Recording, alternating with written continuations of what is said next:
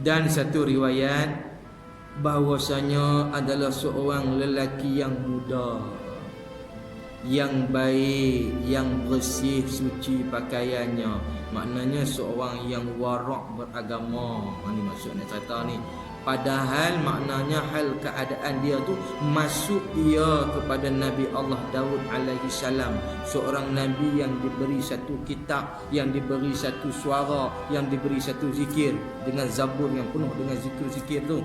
Nabi Allah Daud alaihi salam ni, maka memberi salam ia pemuda ni atas Nabi Allah Daud alaihi salam.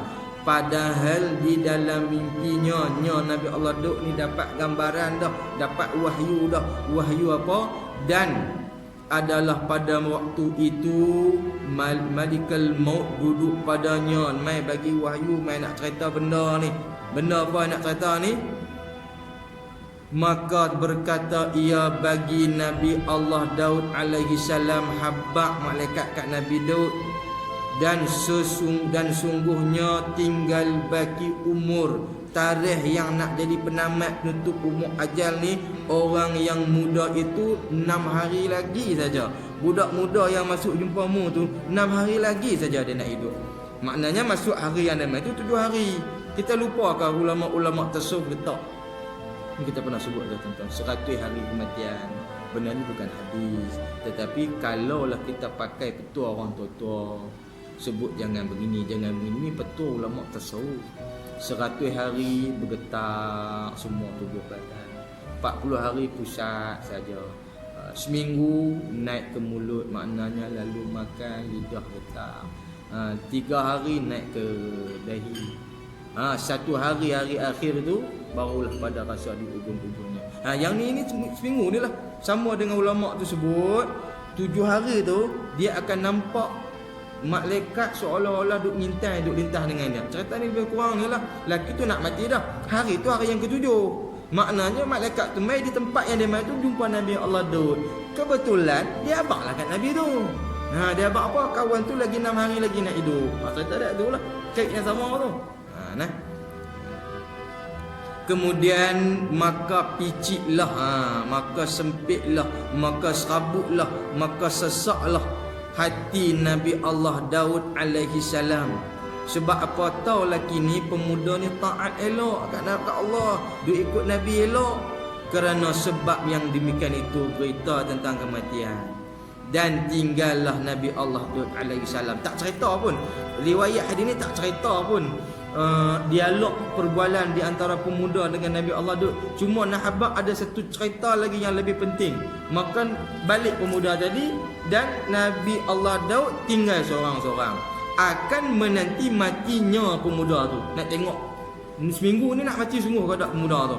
Kemudian daripada 6 hari itu hingga sampai 7 bulan tak mati lagi. Tadi kata 7 hari 7 bulan. Padahal orang yang muda itu tiada mati pula. Itu cerita apa ni? Tadi habaq tanda 7 hari nak patut mati dah. Kemudian maka datanglah Malikul Maut itu ziarah akan dia Nabi Allah Daud. Maka berkata ia baginya, tanya Nabi Allah Daud kat malaikat tu, engkau yang berkata bahwasanya orang yang muda itu tinggal umurnya 6 hari, padahal sudahlah lalu 6 bulan. Bukan 6 hari, 6 bulan tengok tak mati pun. Tiada ia mati. Dulu abang lagu lain, lah ni awak jadi lagu ni. Pasal kita terjemah Kedah lah. Malaikat Nabi Daud tanya malaikat maut, maka berkata Malikul Maut itu adalah tak kala ia keluar dari rumahnya, rumah Nabi Allah Daud. Masa kau bak kat hang tu duduklah rumah hang. Masa dia keluar daripada rumah hang tu, jadi satu peristiwa. Maka bertemu ia dengan seorang yang fakir. Dalam perjalanan tu dah lepas pada tu dia jumpa orang yang susah, nak minta pertolongan, nak minta bantuan. Maka memberi sedekah akan dia. Maka pemuda tu pergi derma, tolong. Dia habaq masa dalam rumah tu 6 hari, tapi masa keluar tu dia pergi tolong seorang fakir dengan sedekah. Maka disuratkan oleh Allah Ta'ala, maka hikmah apa yang dia dapat ni? Hingga berjalanlah ia pada cahaya.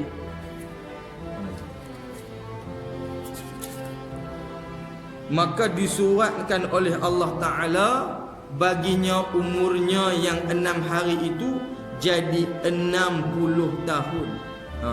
Jadi yang Allah Ta'ala sebut 6 hari itu 06, tukar jadi 60. Lari banyak tu, 01 duduk depan, 01 duduk belakang. Nampak macam sama tapi lari banyak. Atas kenapa?